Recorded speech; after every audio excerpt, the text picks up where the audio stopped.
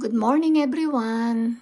Ito po ay aking family tree. Ako po ang nag-design. Ang mga ginamit ko po ay mga organic na galing pa sa mga bundok, sa mga forest. Pag kami namamasyal ng asawa ko, ako po ay namumulot ng kung ano-anong magandang ipang-decoration. So naisipan ko pong gumawa ng aking family trees. Ayan po. Tingnan ninyo. Ayan, mga isinabit ko, ako po ang gumawa niyan. Puro po mga organic. Ayan. Ayan. Para po maprotektahan natin ang planeta natin, gumawa po tayo ng mga natural.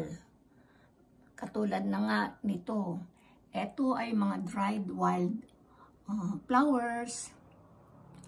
Ito po ay yung bulaklak ng cork, kasama na yung dahon. Ito po ay nagtatagal. Ayan. Ito po ay yung bamboo. Kinuha ko dun sa garden ng aking hipag. Tapos po itong mga bunga-bungang yan ay ito po yung buto ng peach na fruits. Ayan. Ayan po.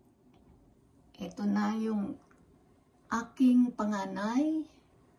Ito na yung pangalawa. At ito po yung bunso. May mga pamilya na rin po sila.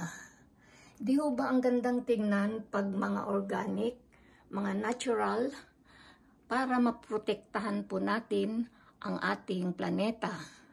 At maliit lang po ang ating gagastusin. Thank you for watching. Salamat. Bye.